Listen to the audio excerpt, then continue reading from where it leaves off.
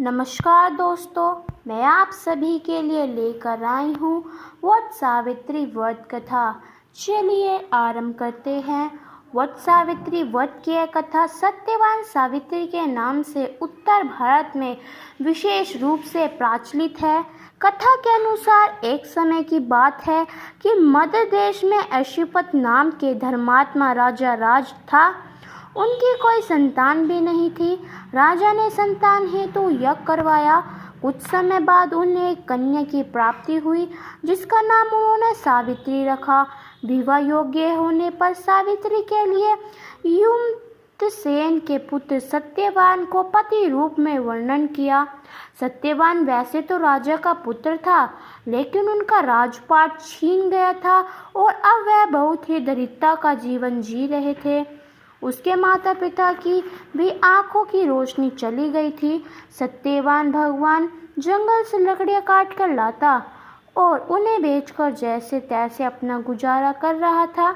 जब सावित्री और सत्यवान के विवाह की बात चली तो नारद मुनि ने सावित्री के पिता अश्वपति को बताया कि सत्यवान अल्पायु है और विवाह के 1 वर्ष बाद ही उनकी मृत्यु हो जाएगी। हालांकि राजा अश्वपति सत्यवान की गरीबी को देखकर पहले ही चिंतित थे और सावित्री को समझाने की कोशिश में लगे थे। नारद जी की बात ने उन्हें और भी चिंता में डाल दिया, लेकिन सावित्री ने एक न सुनी और अपने निर्णय पर अड़ी रही। अतः सावित्री और सत्यवान का विवाह हो गया।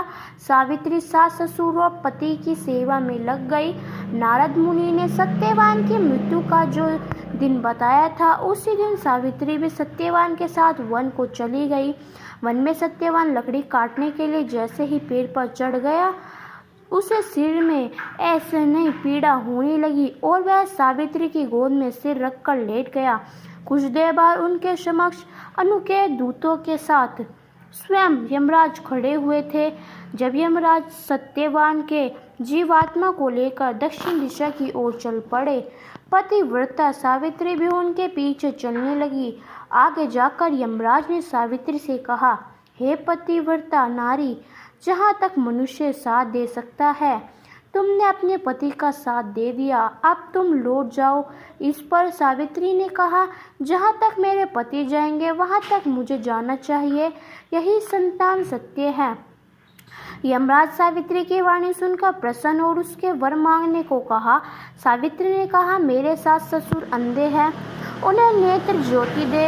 यमराज ने तथास्तु कहकर उसे लौट जाने को कहा और आगे बढ़ने की, किंतु सावित्री यम के पीछे ही चलती रही। यमराज ने प्रसन्न होकर पूर्ण वर मांगने को कहा। सावित्री ने वर मांगा, मेरे ससुर का खोया हुआ राज्य उन्हें वापस मिल जाए। यमराज ने तथास्तु कहकर पूर्ण से लौट जाने को कहा, परंतु सावित्री अपनी बात पर अटल रही और वापस नहीं गई। सावित्री की पति भक्ति देखकर यमराज पिघल गए और उन्हें सावित्री से एक और वर मांगने को कहा। तब सावित्री ने वर मांगा, मैं सत्यवान के 100 पुत्रों की मां बनना चाहती हूँ, कृपा कर आप मुझे यह वरदान दे। सावित्री के पति भक्ति से प्रसन्न हो इस अंतिम वरदान को देते हुए यमराज ने सत्यवान की जीवात्मा को पाश से मुक्त कर दिया और अदृश्य हो गए। सावित्री जब उसी वट वृक्ष के पास आई तो उसने पाया कि वट वृक्ष के नीचे पड़े सत्यवान के मृत शरीर में जीव का संचार हो रहा है। कुछ देर में सत्यवान उठकर बैठ गया। उधर सत्यवान के माता पिता की आंखें भी ठीक हो गई और उनका खोया हुआ राज्य भी वापस मिल गया। तो ये थी हमारी जेठ मास में वट सावित्री की कथा। आपको कैसे लगी हमें कमेंट कर ज़रूर बताएं।